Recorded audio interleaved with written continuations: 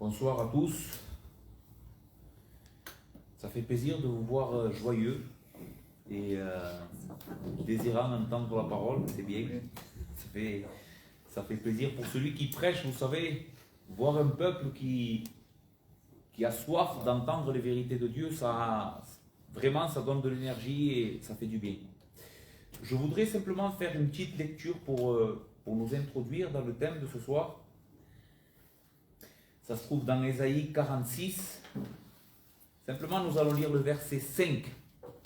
Ésaïe 46, verset 5.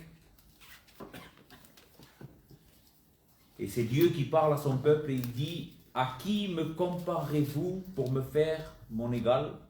À qui me ferez-vous ressembler? Amen. Amen.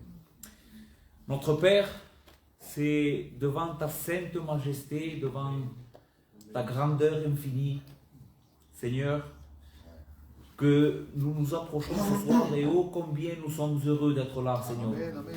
Nous sommes heureux d'être ton peuple, d'être tes élus, d'être, Seigneur, ce peuple que tu as racheté par ton Fils.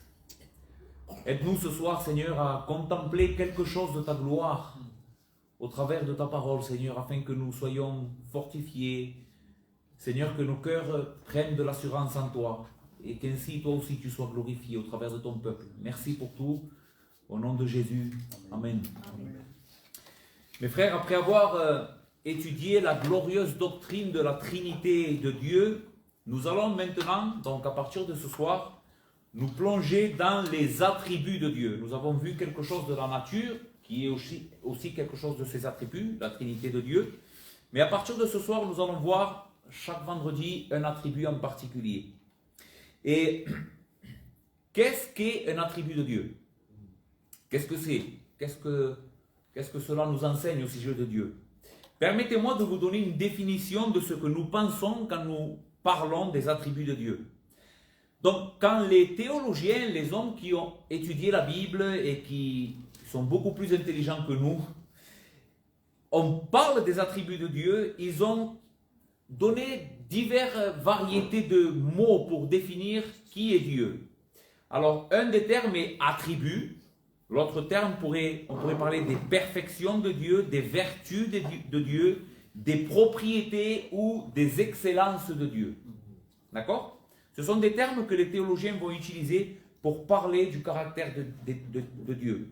Donc, les attributs de Dieu sont des qualités ou des caractéristiques qui sont étroitement et en permanence associées à quelqu'un, donc à lui, et qui peuvent être utilisés pour le définir. Qu'est-ce que c'est un attribut? C'est une qualité ou une excellence qui est constamment présente dans une personne et on peut, en voyant quelque chose de cet attribut, en comprenant cet attribut ou cette qualité de cette personne, on peut se faire alors une idée de qui il est. Je vais vous donner par exemple, une image pour qu'on comprenne cela. On dit de quelqu'un par exemple, c'est quelqu'un de fiable. D'accord? C'est quelqu'un qui dit tout le temps la vérité. Donc on peut savoir sans connaître la personne, sans le voir physiquement, mais si on nous parle de cette personne comme étant quelqu'un de fiable, on va pouvoir se faire une idée de quel type de personne il est. Ok? C'est la même chose quand on parle des attributs de Dieu. Dieu, on ne peut pas le voir avec nos yeux, mais dans sa parole, il nous a révélé des caractéristiques, des excellences, des attributs à son sujet, et en connaissant ces attributs, on peut connaître véritablement Dieu. Amen. Pas avoir une idée approximative de qui il est, mais véritablement on peut connaître Dieu au travers de ses attributs qui sont révélés dans sa parole. Ça va? Amen. C'est pour cela, mes frères, que la Bible est tellement indispensable. Voilà pourquoi ce livre n'est pas simplement quelque chose qu'on doit aller religieusement lire. Si véritablement on veut connaître Dieu, la seule source de révélation à son sujet, c'est sa parole révélée. C'est pour cela que nous devons aller constamment à sa parole. Sa parole nous fait connaître sa gloire, elle nous fait connaître ses perfections, et donc c'est ce qu'on appelle ses attributs. D'accord? Pour nous aider à étudier à partir de ce soir les attributs de Dieu, on va les diviser en deux grandes sections, d'accord? on va d'un côté mettre les attributs incommunicables et les attributs communicables. Alors, question, est-ce que quelqu'un peut m'expliquer à quoi nous faisons référence quand on parle des attributs incommunicables? Quelqu'un sait qu'est-ce que cela veut dire? Oui, bien sûr. C'est un attribut que Dieu ne partage pas. D'accord. Les hommes. Oui. Alors, dans quel sens il ne le partage pas? Et il est le seul à le détenir, quoi. Il est le seul à le détenir. C'est quelque chose qui ne partage pas avec la créature. D'accord? C'est quelque chose qui lui est propre et que Dieu ne partage pas avec la créature. Quels sont les attributs que vous connaissez qui sont incommunicables? Omniprésence. Omniprésence, qu'est-ce que ça veut dire omniprésence? Qu'il est de partout en même temps. Il est de partout en même temps. Alors, est-ce qu'un homme peut être en même temps de partout? Par exemple, est-ce qu'il peut être ici et à Paris en même temps? Non. Donc, c'est quelque chose que Dieu n'a pas communiqué à l'homme. C'est quelque chose que Dieu possède, mais que l'homme ne possède pas. Un autre attribut incommunicable que vous connaissez? Souveraineté absolue, oui. Mais la souveraineté encore, c'est quelque chose qu'on peut voir d'une manière plus petite, mais on peut voir. D'accord? Mais est-ce qu'il y a quelque chose en Dieu qu'on ne voit pas dans l'homme? Absolument pas. Omnipotence. Dieu est tout puissant. L'homme est limité. L'homme peut avoir une certaine capacité de force ou de puissance, mais arrivé à un moment donné, l'homme, il y a des choses qu'il ne peut pas faire. Pas Dieu. Dieu est infini. Dieu est éternel. Dieu est immuable. Tous ces attributs-là, qui par la grâce de Dieu, on va progressivement les connaître, dans une certaine mesure, bien sûr, sont des attributs incommunicables. Ce soir, nous allons étudier deux attributs incommunicables en Dieu. Et je pense que certains d'entre vous n'ont jamais entendu parler de ces attributs-là. C'est l'acéité de Dieu et la suffisance de Dieu. Alors, qu'est-ce qu'est l'acéité de Dieu? L'acéité de Dieu veut dire que Dieu est indépendant de toute chose dans son être ou pour son être et son existence. Dieu n'a besoin de rien pour son être et pour son existence. D'accord? Ça serait une définition de ce que quand nous parlons de l'acéité de Dieu. Le mot acéité vient du latin acé. Tu peux changer, Serrano? Voilà. Le mot acéité de Dieu vient de ces deux paroles en latin qui veut dire de soi-même. Dieu possède la vie de soi-même. Dieu possède le bonheur en soi-même. Dieu possède la félicité en soi-même. Et il n'a pas besoin de quelque chose d'extérieur à lui pour posséder cette chose.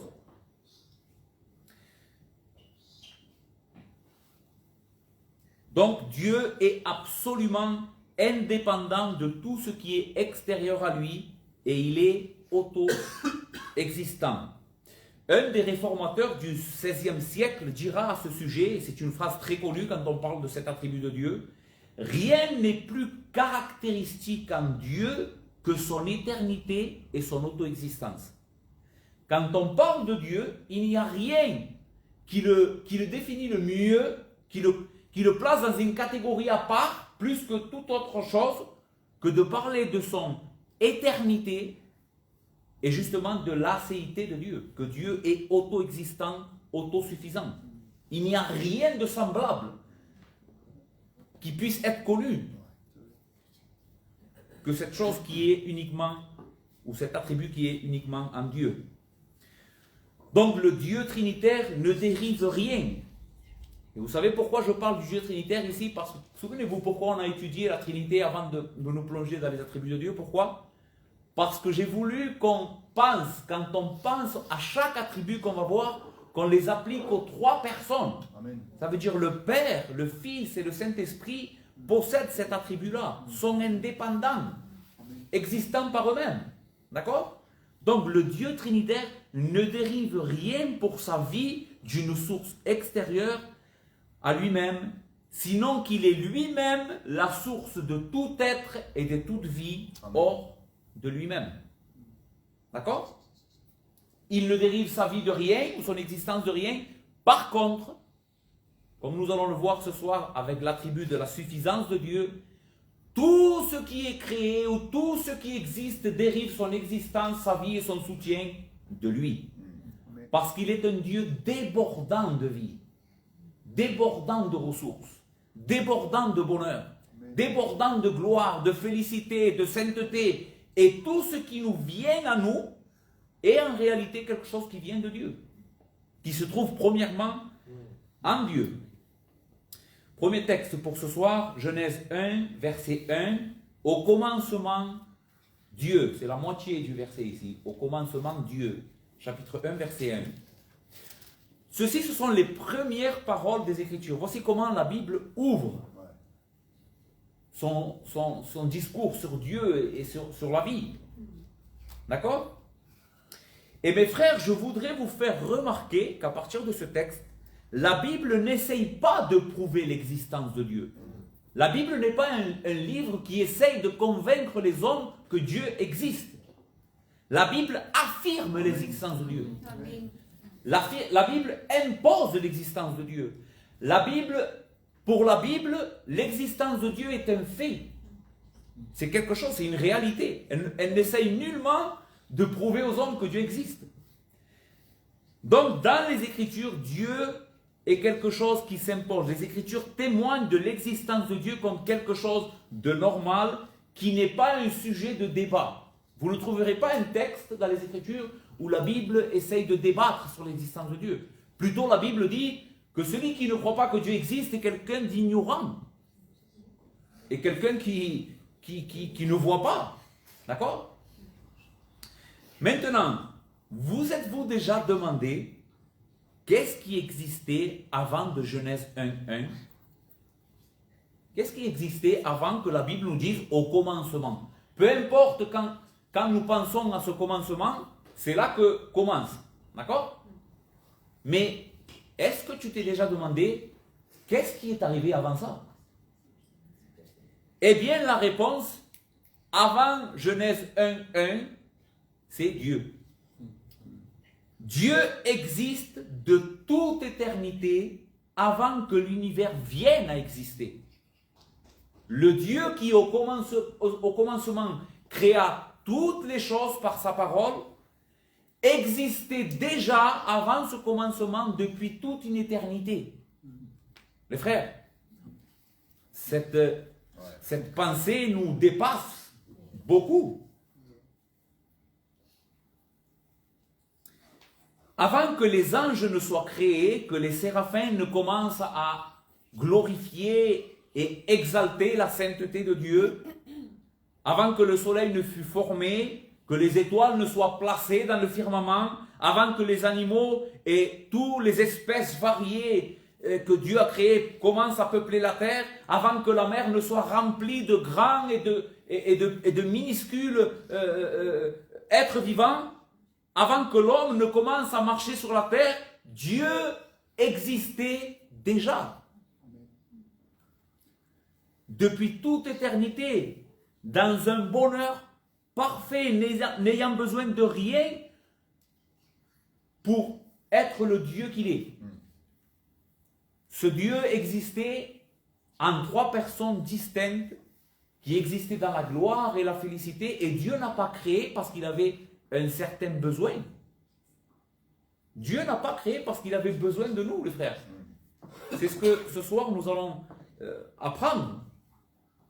Tout ce que nous avons cité, la splendeur de la création, les étoiles, l'immensité de l'univers, l'homme depuis qu'il existe n'a pas encore découvert la fin de l'univers. L'univers est immense, on ne sait pas où ça finit. D'accord? Eh bien, toute cette immensité n'a rien amené à la gloire de Dieu ou à la grandeur de Dieu. Dieu existait déjà dans sa grandeur et son infinité. Dieu a toujours été ce qu'il est et il sera toujours ce qu'il est. Et donc, un des textes clés pour comprendre l'auto-existence de Dieu est le moment où Dieu va se révéler à Moïse dans le buisson ardent. Nous avons déjà parlé de ce texte quand nous avons parlé du nom de Yahvé. Vous vous souvenez, quand nous avons parlé de ce nom au début de cette étude, nous avons parlé de ce texte, mais je voudrais qu'on y retourne pour quelques moments. Donc, Exode 3, versets 1 et 2. Moïse faisait paître le troupeau de Jéthro, son beau-père, sacrificateur de Madian, et il mena le troupeau derrière le désert et vint à la montagne de Dieu à Horeb. L'ange de l'Éternel lui apparut dans une flamme de feu au milieu, écoutez bien, d'un buisson. Moïse regarda et voici, le buisson était tout en feu et le buisson ne se consommait point. Versets 13 et 14, Moïse dit à Dieu, j'irai donc. C'est après cette conversation que Dieu va avoir avec Moïse. Il va lui dire quel est son plan pour son peuple et pour lui aussi. Il doit aller en Égypte libérer le peuple de Dieu. Et au verset 13, nous trouvons, Moïse dit à Dieu, j'irai donc vers les enfants d'Israël et je leur dirai, le Dieu de vos pères m'envoie vers vous. Mais s'ils me demandent quel est son nom, que leur répondrai-je? Et Dieu dira à Moïse, je suis celui qui suis. Et il ajouta, c'est ainsi que tu répondras aux enfants d'Israël. Celui qui s'appelle je suis m'a envoyé vers vous. Nous avons déjà parlé de l'acéité de Dieu quand nous avons vu que la signification du nom de Yahvé est l'explication que Dieu va donner à Moïse, c'est « Je suis celui qui suis ». Moïse va dire « Quel est ton nom ?» Et Dieu va dire « Je suis celui qui suis ». Et ce nom que Dieu va donner à Moïse est en réalité une déclaration de son auto-existence éternelle et de son indépendance. On pourrait dire qu'au travers de ce nom, Dieu est en train de dire à Moïse, je suis toujours le même et je serai pour l'éternité. Et je le serai pour l'éternité, car je ne dépends de rien pour être ce que je suis, ni ce que je serai. Dieu est en train de dire, je suis celui qui suis, Moïse. Je suis celui que j'ai été il y a une éternité passée et je suis celui qui serai même dans une éternité. Je ne change pas parce que je ne dépends de rien pour exister. Et mes frères, c'est pour cela que Dieu est un rocher immuable sur lequel nous pouvons avoir une parfaite confiance. Car ce qu'il a été pour Moïse, ce qu'il a été pour Abraham, ce qu'il a été pour Isaac, ce qu'il a été pour Jacob, ce qu'il a été pour le peuple de Dieu dans l'ancienne alliance, Dieu promet de l'être aujourd'hui pour son peuple. Il ne change pas. Il n'y a pas une nombre de variations en lui. Notre Seigneur Jésus fera lui aussi la même déclaration dans Jean chapitre 8, verset 58. Jésus leur dit, en vérité, je vous le dis, avant qu'Abraham fût, ou avant qu'Abraham existe, je suis. Et plusieurs fois dans l'évangile de Jean, Jésus va dire, je suis. Et je pense que c'est une claire évidence ici, au je suis celui qui suis, dans le texte d'Exode. Jésus est en train de s'identifier au grand Yahvé. Quand nous parlons de l'autosuffisance de Dieu et de l'existence indépendante de Dieu, nous trouvons cette vérité aussi dans le fait que Dieu possède la vie en lui-même. D'accord? Les Écritures rendent témoignage que Dieu le Père, Dieu le Fils et Dieu le Saint-Esprit possèdent la vie en eux-mêmes. Cela veut dire que Dieu n'a pas une cause. Les frères, moi j'ai une cause. Toi, tu as une cause. Et la première idée qui nous vient quand je vous dis cela, je suis le résultat de l'union d'un homme et d'une femme. D'accord? Personne n'est né comme cela. Il est venu à l'existence, non. On a une cause. Nos parents se sont rencontrés, ils se sont aimés, et de cette union, nous sommes nés. D'accord? Mais avant que nos parents se rencontrent, nos parents avaient une cause aussi. Et même chaque chose qui ont été vécues par nos parents ont contribué à faire de nos parents les personnes qu'ils étaient, n'est-ce pas? Tes parents ont été élevés dans un certain endroit, dans une certaine ville. Ensuite, un jour, il est allé peut-être dans un certain lieu. Et toutes ces circonstances sont des causes qui en réalité te définissent. Tu n'existerais pas si ton père n'aurait pas rencontré ta mère. Donc on a une cause. Mais Dieu possède la vie en lui-même. Dieu n'a pas de cause. Amen. Je ne peux pas aller plus loin que cela, les frères, parce que je ne le comprends pas. Mais c'est le clair témoignage des Écritures. Jean 11, verset 26. Car comme le Père a la vie en lui-même, le Père a la vie en lui-même. Il est pas l'auteur de la vie, parce que si on dirait l'auteur de la vie, et ça c'est quelque chose qui s'est dit pendant l'histoire de l'Église, quand on parlait de l'acéité de Dieu, certains hommes se sont égarés en disant Dieu, en réalité Dieu n'a pas de cause, mais Dieu s'est causé lui-même. Mais c'est un non-sens ça. C'est un non-sens. Dire que la vie que Dieu a, c'est la vie qu'il s'est causée lui-même. C'est un non-sens. La seule chose qu'on peut dire, c'est que Dieu possède la vie en lui-même, existant de toute éternité, et il n'a pas de cause. Il n'a pas ni commencement, ni fin. Amen. Il n'y a rien Amen. qui a causé Dieu, même pas lui-même. Dieu ne peut pas créer Dieu. Dieu existe. Amen. Dieu existe, tout simplement. Donc, Jésus va dire que Dieu le Père possède la vie en lui-même. Et il continue, ainsi il a donné au Fils d'avoir la vie en lui-même. Jésus aussi possède la vie en lui-même. Cela, on l'a vu quand on a vu que le Père est Dieu, le Fils est Dieu, le Saint-Esprit est Dieu. Dans Romains 8, verset 2, l'Esprit est appelé l'Esprit de vie. En effet, la loi de l'Esprit de vie en Jésus-Christ m'a affranchi de la loi du péché et de la mort. L'Esprit possède la vie en lui-même et il la donne, il la communique à qui il veut. S'il ne serait pas Dieu possédant la vie en lui-même, l'Esprit ne pourrait pas donner la vie quand il veut. Ainsi, le Père, le Fils et le Saint-Esprit ont la vie en eux-mêmes. Le Dieu trinitaire, le grand Yahvé, est auto-existant et éternel. Maintenant, je voudrais vous faire remarquer une image dans le texte. Dans le texte d'Exode, il y a une image qui jusqu'à maintenant, vraiment, je ne l'avais pas vue, mais en étudiant ce texte, en lisant des choses, j'ai pu le comprendre. Il y a une image dans ce texte de l'auto-existence de Dieu. Quand Dieu va se révéler à Moïse, il va se révéler au milieu d'un buisson ardent. Mais ce buisson ne se consommait pas. C'est quelque chose d'étrange, les frères. Il n'y a rien dans le monde, il n'y a rien qui existe de semblable. Quand il y a un feu, si on met du bois dans le feu, qu'est-ce qui va se passer si on n'alimente pas le feu par le bois?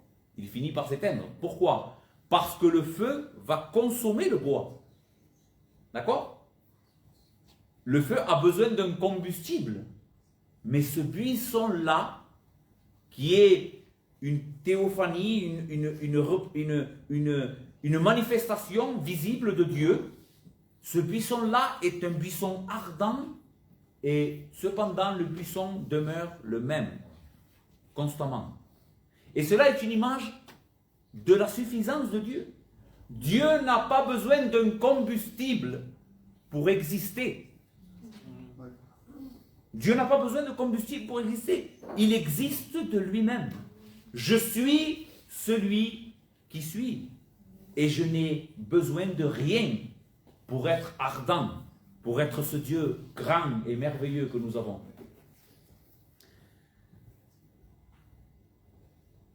Donc ceci nous parle de l'indépendance de Dieu. Dieu n'a besoin de rien en dehors de lui-même.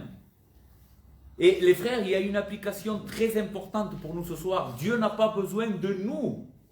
Parce que peut-être que tu es en train de penser, Dieu n'a besoin de rien, par exemple de manger, de boire, de dormir, c'est vrai. Mais Dieu n'a même pas besoin de toi. Quand Dieu nous a créés, comme je l'ai dit tout à l'heure, il ne nous a pas créés pour être un Dieu plus heureux. Ou pour avoir quelqu'un à qui parler, avec qui communiquer, ou pour même avoir des adorateurs. Dieu n'a pas besoin en réalité de notre adoration. Nous, par contre, nous sommes complètement dépendants de lui. C'est-à-dire, les frères, que quand nous l'adorons, on n'ajoute pas quelque chose à la gloire de Dieu. Vous savez? Quand nous adorons Dieu et l'exaltons, Seigneur, tu es le merveilleux, tu es le tout-puissant, tu es glorieux. Vous pensez que ça fait grandir Dieu dans sa gloire? Non. Dieu est ce qu'il a toujours été. Amen. Et notre adoration ne le fait pas grandir en gloire. Par contre, nous, quand nous l'adorons, oui, on en retire des bénéfices. Notre âme grandit. Notre âme est joyeuse. Notre âme s'épanouit. Mais lui, non. Ce qui veut dire que lui n'est dépendant de rien, mais nous sommes complètement dépendants de lui. Non seulement, les frères, pour notre vie physique, mais surtout pour notre vie spirituelle.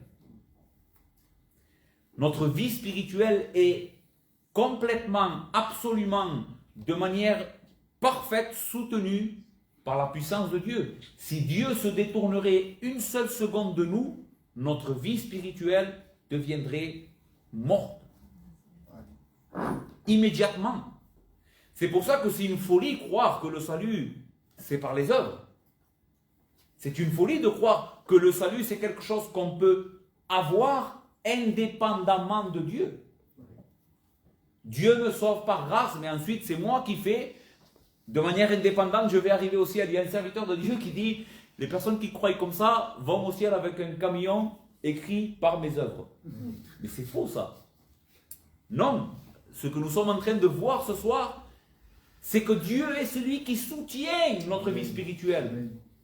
Constamment. Écoutez ce que le livre de Job dira. C'est l'ami de Job, un des amis de Job qui va parler dans Job 22, versets 1 à 3. Eliphaz de Théman prit la parole et dit, un homme peut-il être utile à Dieu?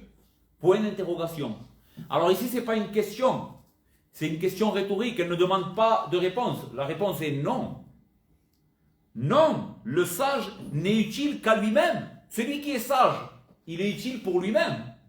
Mais Dieu n'en retire pas de la sagesse ou ne grandit pas.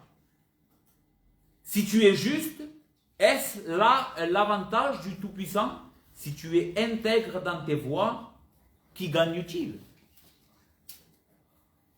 Mes frères, notre obéissance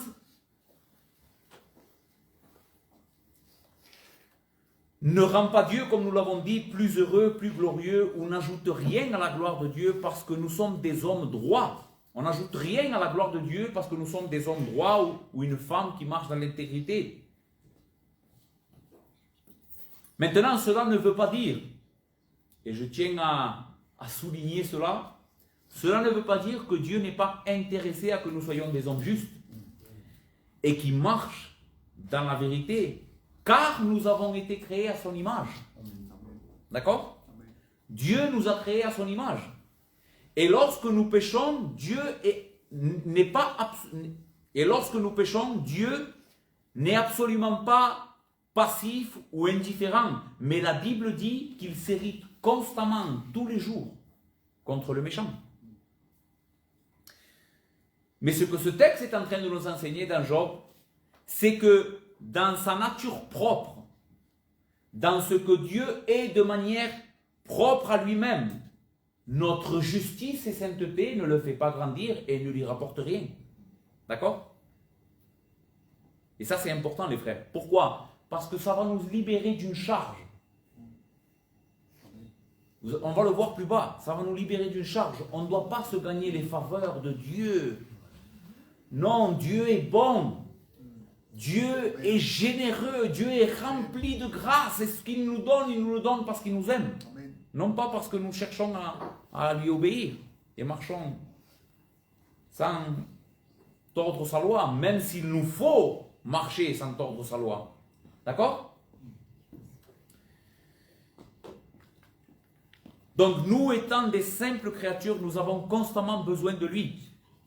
Pour toutes choses. C'est ce que Paul enseignera aux Athéniens quand dans Acte 17, il dira « Le Dieu qui a fait le monde et tout ce qui s'y trouve, étant le Seigneur du ciel et de la terre, n'habite point dans des temples faits de mains d'hommes, il n'est point servi par des mains humaines, comme s'il avait besoin de quoi que ce soit. Lui n'a besoin de rien, mais qu'est-ce qu'il dit le texte? Lui qui donne à tous la vie, la respiration et toutes choses. Lui n'a besoin de rien pour exister, pour être ce qu'il est. Par contre, tout ce qui existe a besoin de lui, les frères. Et ceci nous dépasse. Parce que même le monde dans lequel on vit, qui est un monde en rébellion constante contre Dieu, vous savez qui est en train de soutenir la vie de chaque MP? Qui la soutient? C'est Dieu. C'est Dieu qui ouvre sa main et il donne chaque jour à manger à toute la race humaine. Et cela nous parle de la patience et de la bonté de notre Dieu. Les frères, tout ce que nous avons, écoutez bien, tout ce que tu as de bon dans ta vie, même l'adoration et le service que tu rends à l'Église, sont en réalité une manifestation de la bonté de Dieu envers toi. Même tes dons, ce que tu fais de bien, l'adoration que tu rends à Dieu est en réalité un don que Dieu te donne. Ça vient de lui. Et Dieu donc ainsi montre son amour en te donnant le privilège d'être son peuple, de pouvoir l'adorer. Ce qui nous amène à notre deuxième point ce soir, ou le deuxième attribut que nous allons voir, qui est beaucoup lié à ce que nous venons de voir. Dieu est absolument indépendant et n'a besoin de rien pour être ce qu'il est. Et le deuxième attribut donc, c'est la suffisance de Dieu. Un attribut qui est très lié à l'assiété de Dieu, à l'assiété de Dieu, pardon. Donc nous avons dit que Dieu est indépendant pour sa vie et sa gloire et qu'il n'a besoin de rien, mais plutôt que tout a besoin de lui. Et la suffisance de Dieu, c'est l'attribut de Dieu qui nous enseigne que ce Dieu qui n'a besoin de rien et qui déborde en vie, en lui-même, est en réalité la source débordante d'où jaillit tout le bien, toute la vie et tout le soutien que l'univers a besoin. C'est ce que veut dire la suffisance de Dieu. Dieu est une source d'où jaillit tout ce que l'homme a besoin pour vivre. Dieu en est la source. C'est lui qui soutient constamment et qui donne constamment la vie à toutes les créatures qui nous environnent. Les besoins physiques et les besoins spirituels sont soutenus par ce Dieu. Un homme de Dieu a dit à ce sujet, au sujet de la suffisance de Dieu, la suffisance de Dieu, ou la suffisance totale, c'est une manière de parler en théologie aussi de cette doctrine, est sa divine plénitude en vertu de laquelle il possède assez en lui-même pour répondre à tous ses propres besoins et à ses fins. Dieu est absolument suffisant en lui-même, mais il a aussi assez de gloire, de puissance, de bonté, d'amour, de tout ce qui est Dieu pour donner aux autres pour arriver à ses propres fins. Ce qui inclut de fournir pour tous et que tous dépendent de lui. Dans Jérémie 2, Dieu va se décrire lui-même comme étant une source d'eau vive, d'où jaillisse une eau qui donne la vie pour le bien de son peuple. Et cette eau jaillit constamment. Il va dire, mon peuple a commis un double péché. Ils m'ont abandonné, moi qui suis une source de vie. Et ils ont creusé des citernes crevassées. Dieu se décrit ici comme une source de vie, une eau abondante d'où jaillit la vie constamment. Et cette vie, à qui était destinée cette vie? À son peuple. Son peuple était celui qui devait venir boire de cette eau et se réjouir de cette eau qu'est notre Dieu. Le grand roi David donnera un magnifique témoignage de cette suffisance de Dieu et comment Dieu est celui qui pourvoit constamment à tout ce que nous avons besoin, non seulement pour notre être, mais aussi pour l'adorer. Écoutez ce ce que David dira à un certain moment. Dieu donc va donner la paix à ce peuple, il va donner la terre promise. Et David a l'envie de construire une maison à l'Éternel. Jusqu'à maintenant, le tabernacle était l'endroit où la présence de Dieu était manifestée, mais c'était une tente. Une tente qu'on pouvait déplacer dans le désert et qui était déplacée dans le désert.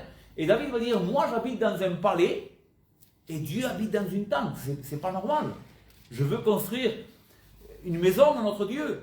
Et alors David va entreprendre de ramasser des ustensiles, de l'or, du bois, des pierres taillées pour construire ce temple. Mais en réalité, regardez ce que David dira. C'est très significatif au sujet de ce qu'on est en train de voir. Dans 1 Chronique 29, on va lire du verset 10 au verset 16.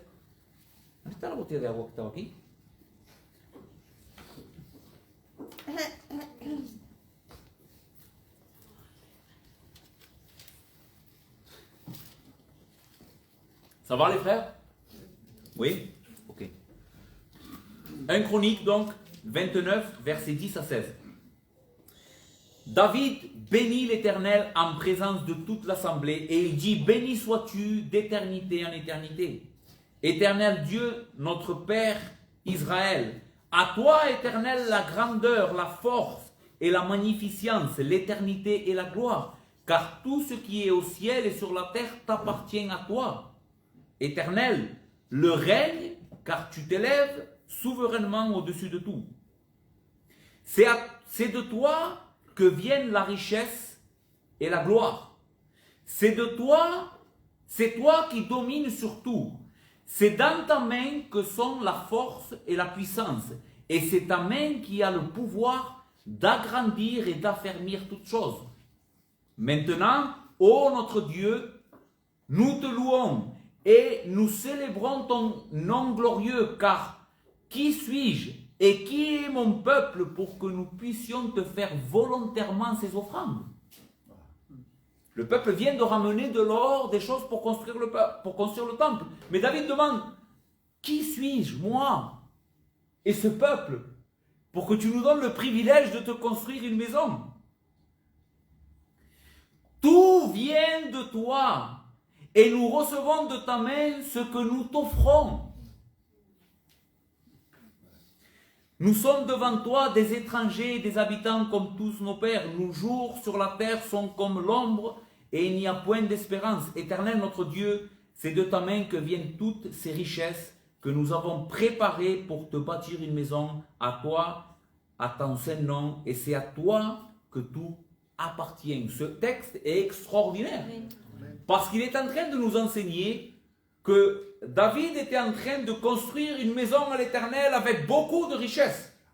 Ce n'est pas lui qui va la construire, c'est son fils. Dieu dira, ce n'est pas toi qui vas la construire parce que tu as les mains tachées de sang, remplies de sang, mais ton fils la construira à ta place.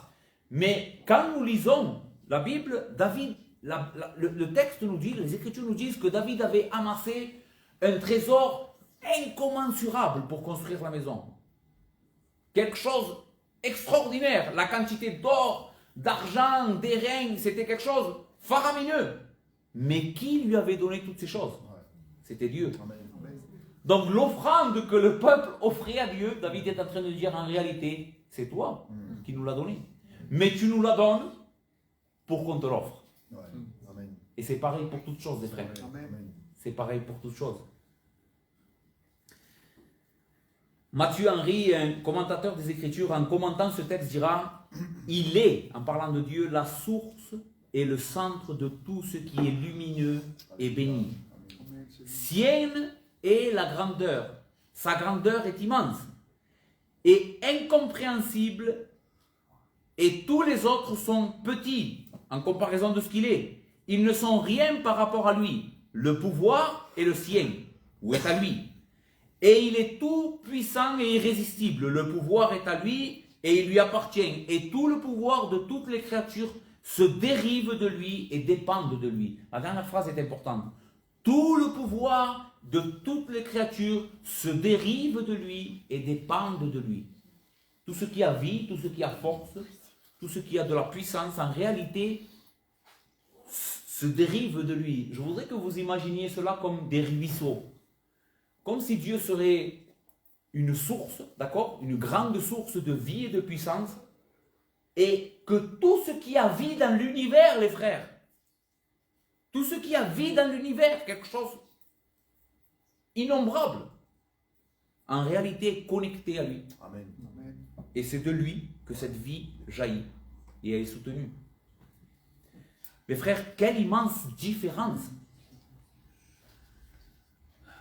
Quelle immense différence il existe entre le Dieu véritable qui est décrit dans les Écritures et celui des fausses religions.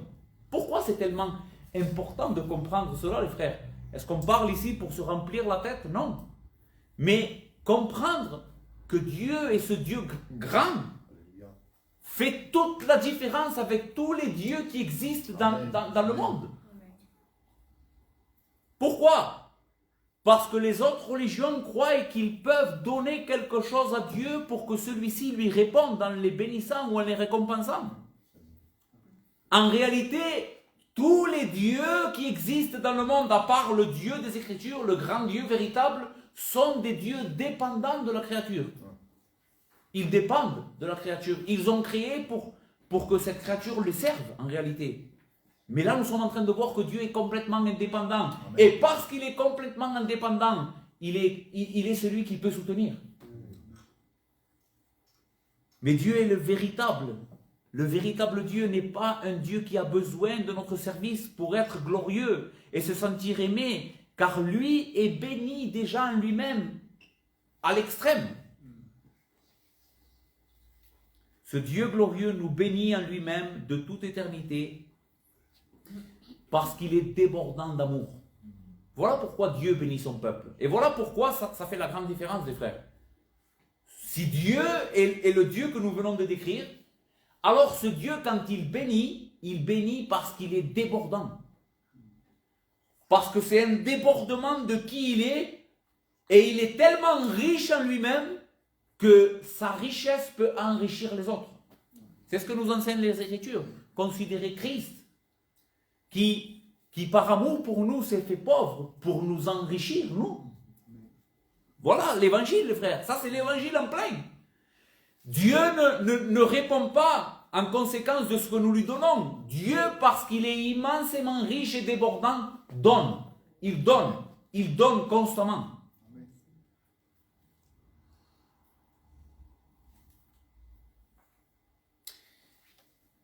Dieu, en parlant de la différence qui existe entre lui et les faux dieux, ce texte est extraordinaire. Dans Ésaïe 46, versets 1 à 5, regardez ce que Dieu dira à son peuple. Bel s'écroule, ici Bel c'est un faux dieu, c'est une idole. Nebo aussi c'est une idole. Il va dire Bel s'écroule, Nebo tombe. On met leur idole sur des animaux, sur des bêtes, vous les portez et les voilà chargés. Ce que Dieu est en train de décrire ici, c'est que le peuple était déporté à Babylone. D'accord? Et qu'est-ce qu'ils vont faire? Ils vont prendre leur Dieu et ils vont les charger sur les bêtes pour amener leur Dieu avec eux. Devenu un fardeau pour l'animal fatigué. Ces dieux maintenant sont un fardeau pour ces animaux fatigués. Ils sont tombés et ils se sont écroulés ensemble. L'animal était fatigué, il est tombé, et le Dieu qui était sur le dos de cet animal est tombé avec lui. Ils se sont écroulés ensemble, ils ne peuvent sauver le fardeau, et ils s'en vont eux-mêmes en captivité. Et maintenant, Dieu va dire, il va se décrire lui. Écoute-moi, maison de Jacob, et vous tous, reste de la maison d'Israël, vous que j'ai pris à ma charge dès votre origine. Voici la grande différence entre les faux dieux et le Dieu véritable. Le faux Dieu n'a pas besoin d'être pris en charge, c'est lui qui prend en charge. Amen. C'est lui qui soutient. Vous que j'ai pris en charge dès votre origine, que j'ai porté dès votre naissance, jusqu'à votre vieillesse, je serai le même. Jusqu'à votre vieillesse, je vous soutiendrai. Je l'ai fait et je le ferai encore. Vous porter, vous soutenir et vous sauver. À qui me comparerez-vous pour me faire mon égal? La grande différence entre les faux dieux Et le Dieu véritable, c'est que le Dieu véritable n'est pas celui qui a besoin d'être soutenu, mais plutôt c'est lui qui soutient constamment. C'est lui la force. Pour toutes choses. Non seulement, comme je le répète les frères, pour la vie physique, mais pour la vie spirituelle. Je vous ai sauvé, je vous ai porté, et je vous porterai encore. Parce que c'est dans ma nature. C'est dans ma nature de sauver. C'est dans ma nature de porter. Donc, voici ton Dieu. Voici ton Dieu. Un Dieu complètement indépendant, suffisant en lui-même, débordant de vie et qui se plaît à donner cette vie aux autres, à sauver les autres. Je termine avec ce dernier texte, Matthieu 14, versets 13 à 21. Ici, nous voyons Jésus, le Fils de Dieu, fait chair, être le Dieu d'Isaïe. C'est Christ le Dieu d'Isaïe. Le Dieu d'Isaïe qui soutient toutes choses, qui donne la vie, qui garde son peuple, c'est Jésus. Comment est-ce qu'on le voit dans ce texte? Lisez avec moi. À cette nouvelle, donc, Jésus vient d'apprendre la mort de Jean le Baptiste. Donc, il est attristé. Il est vraiment, Jésus est en train de faire un travail constant. Il est constamment en train de servir. Mais qu'est-ce qui se passe? À cette nouvelle, Jésus partit de là dans une barque pour se retirer à l'écart dans un lieu désert. Et la foule l'ayant su sortit des villes et le suivit à pied. Une grande multitude vient le voir. Quand il sortit de la barque, il vit une grande foule et il fut ému de compassion pour elle et il guérit les malades. Jésus est ému de compassion et malgré la fatigue qu'il a, malgré qu'il avait besoin de se reposer, il est débordant d'amour. Et il commence à guérir les autres. Le soir étant venu, les disciples s'approchèrent de lui et dirent: ce lieu est désert et l'heure est déjà avancée. Renvoie la foule afin qu'elle aille dans les villages pour s'acheter des vivres. Jésus leur répondit: ils n'ont pas besoin de s'en aller. Pourquoi? Parce que je suis là. Ils n'ont besoin de rien. Je suis le Dieu qui soutient, le Dieu qui déborde en lui-même et qui peut soutenir les autres. Ils n'ont pas besoin de s'en aller. Donnez-leur vous-même à manger. Jésus est en train de mettre à l'épreuve ici ses disciples. Il savait très bien ce qu'il allait faire. Mais il leur dit: nous n'avons ici que 5 pains et 2 poissons. Et il dit: apportez-les-moi. Et il fit asseoir la foule sur l'herbe, prit les 5 pains et les 2 poissons, et levant les yeux vers le ciel, il rendit grâce, puis il les rompit. Il rompit les pains et les donna aux disciples qui les distribuèrent à la foule. Tous mangèrent et furent rassasiés. Et l'on emporta 12 paniers pleins de morceaux qui restaient. Ceux qui avaient mangé étaient environ 5000 hommes, sans les femmes et les enfants. Qui est celui-ci, les frères? Qui est celui-ci? Qui est celui-ci qui, avec 5 pains et quelques poissons, a pu rassasier 5000 hommes, sans compter les femmes et les enfants? C'est l'Éternel Yahvé. Amen. C'est le Dieu suffisant en lui-même qui déborde et qui soutient sa création. Donc si quelqu'un ce soir est ici au milieu de nous et n'est pas en train de faire confiance encore à Christ, il essaye d'être indépendant de Christ, de se sauver par lui-même, d'être heureux par lui-même. Quelle folie, frère ou ami, que tu es là. Quelle folie. Ce soir, il faut que tu comprennes que la vie que tu as est complètement dépendante de Dieu, dépendante de Christ.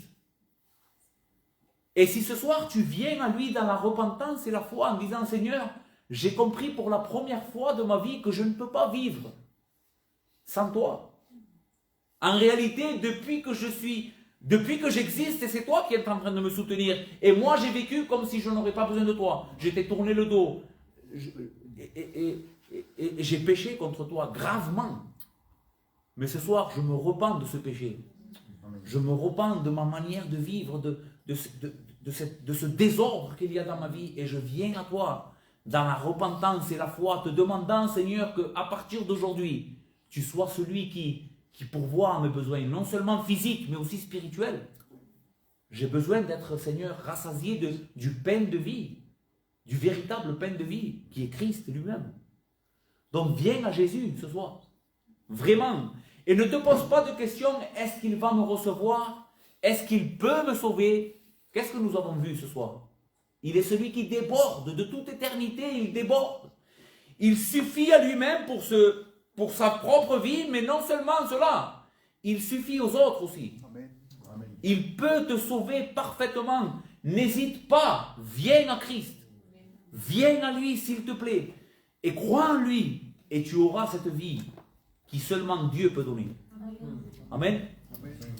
Nous allons bénir le Seigneur.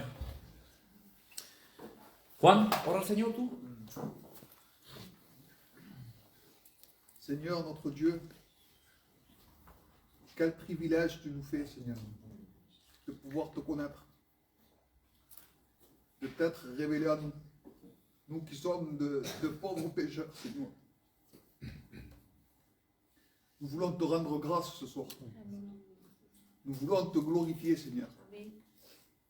Nous voulons chacun de nous repentir, Seigneur, des fois que nous ne vivons pas ta gloire, Seigneur. On n'a pas cette conscience tous les jours, mais tu es là pour nous soutenir. Amen. Ce soir, tu as choisi ton serviteur, Seigneur, qui nous a apporté ce message, Seigneur, pour justement éveiller nos consciences. Merci, Seigneur, pour chaque chose, parce que tu nous soutiens, Seigneur, parce que notre vie est en toi, Seigneur. Amen. Et nous voulons reconnaître, Seigneur, que tu es le grand, que tu es le puissant, Seigneur, et que nous dépendons complètement de toi. Amen. Merci, Seigneur, d'avoir envoyé ton Fils, Seigneur, sans lequel nous ne pouvons pas nous présenter devant toi. C'est en lui que nous avons été bénis de toutes sortes de bénédictions, Seigneur. C'est en lui que notre vie est, Seigneur. Il est tout suffisant. Et ta parole le révèle, Seigneur. Seigneur, merci pour les cœurs qui se trouvent ici, pour les personnes qui se trouvent ici. Seigneur, je te demande que tu puisses ouvrir les oreilles de nos cœurs, Seigneur. Amen, Seigneur. Padre, por amor a tu nombre, Seigneur. Parce que c'est toi, Seigneur, qui déborde d'amour. C'est toi qui viens vers nous, Seigneur. Nous te supplions, Seigneur, ce soir. Sauve-nous. Sauve-nous de ce que nous sommes, Seigneur, Padre éternel. Sauve-nous de notre folie, de notre manque de conscience, Seigneur. Nous comptons sur toi, tu es notre seule espérance, Seigneur, Padre éternel. Padre, te lo pido por cada uno de nosotros, Señor, en el nombre de Jesús. Amén.